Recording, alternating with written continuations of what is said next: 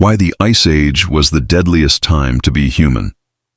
At the height of the last glacial maximum, roughly 21,000 years ago, average global temperatures were 6 to 8 degrees Celsius lower than they are today. That number sounds modest. It is not.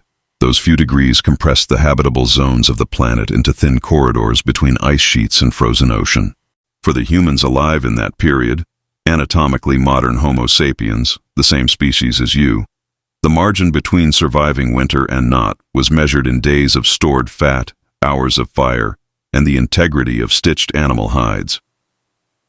The Laurentide ice sheet covered what is now Canada and the northern United States under a layer of ice more than 3 kilometers thick in places. The Fennoscandian ice sheet buried northern Europe. Together, these glaciers locked so much water into ice that global sea levels were approximately 120 meters lower than they are today. The English Channel did not exist. The land bridge between Siberia and Alaska, known to researchers as Beringia, was a dry, cold steppe, roughly 1,600 kilometers wide, across which human populations moved, not as explorers, but as populations tracking game through a landscape that offered almost nothing. Periglacial zones, the regions just beyond the ice margins, experienced permafrost at depths reaching several hundred meters. Surface soils thawed only briefly during summer, producing waterlogged, unstable terrain that made travel slow and dangerous. Wind patterns driven by the pressure differential between the ice sheets and open ocean produced persistent katabatic flows. Cold air drainage off glacier surfaces at speeds that multiplied wind chill lethality. At an ambient temperature of minus 25 Celsius and a wind speed of 40 kilometers per hour, exposed skin reaches frostbite threshold in under 10 minutes. These conditions were not exceptional weather events during the last glacial maximum. They were the baseline. The human body's response to sustained cold follows a predictable sequence, and none of it is forgiving. Core temperature begins to drop when the rate of heat loss exceeds the body's capacity for thermogenesis. In a healthy adult at rest, basal metabolic rate generates roughly 80 watts of heat. Shivering can multiply that output by 3 to 5 times, but only for as long as glycogen reserves allow. Once those reserves are exhausted, a process accelerated by cold, by exertion, and by inadequate caloric intake, shivering stops. This is not recovery. It is the body rationing its final thermal resources toward the core organs, the heart, the lungs, the brain. Peripheral vasoconstriction, the narrowing of blood vessels in the extremities, is the mechanism by which this happens. The fingers and toes become sacrificial. Blood flow to them is reduced, and the tissues begin to cool toward ambient temperature. For populations in glacial refugia, the pockets of relatively habitable land that persisted south of the ice margins, in Iberia, in the Middle East, along river valleys in Central Asia, the caloric equation was brutal. Megafauna such as woolly mammoth, woolly rhinoceros, and steppe bison were present, but hunting them with hafted spear technology required coordinated group effort, physical proximity to dangerous animals, and exposure to open terrain in wind and cold. A failed hunt was not an inconvenience.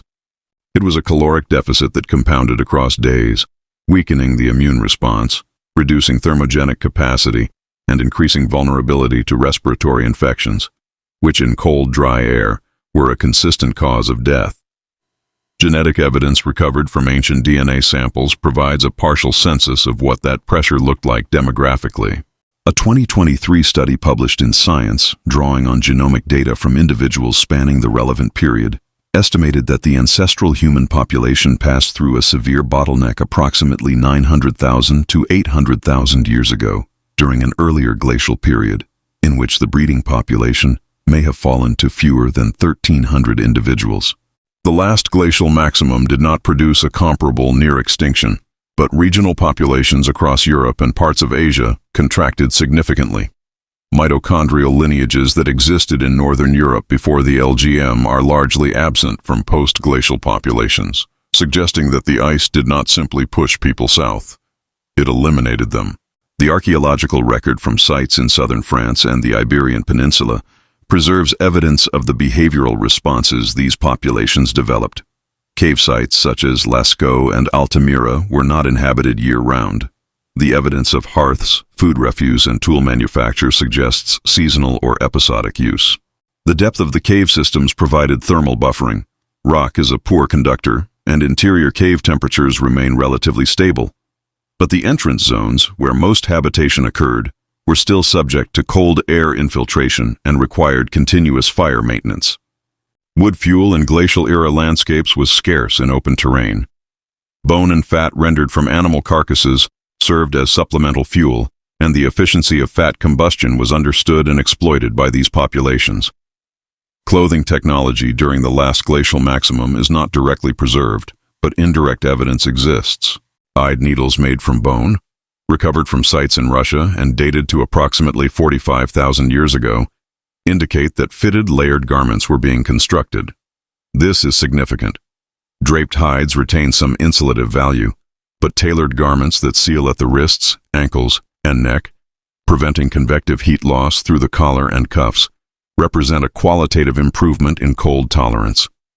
The difference in core temperature retention between a draped hide and a fitted multi-layer garment under sustained wind exposure is not trivial.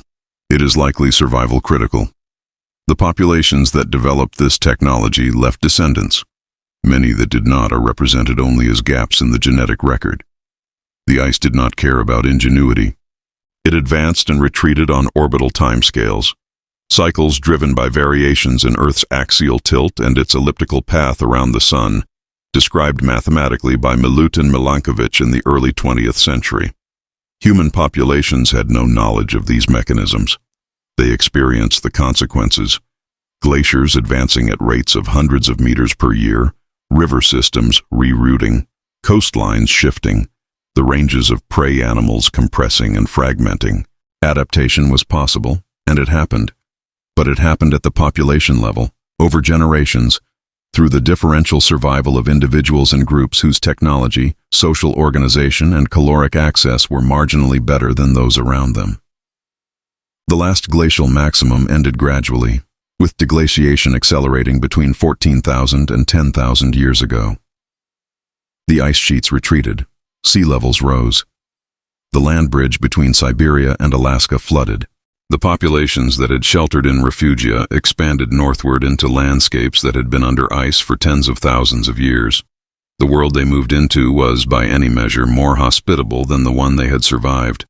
The one they had survived had a mean annual temperature, across much of the populated northern hemisphere, of somewhere between -5 and -15 degrees Celsius. You would have known, in that world, by early adulthood, what cold felt like in your marrow. You would have organized your entire existence around fuel, insulation, and proximity to animals. And there is a reasonable chance, given the mortality rates implied by the genomic record, that you would not have survived it.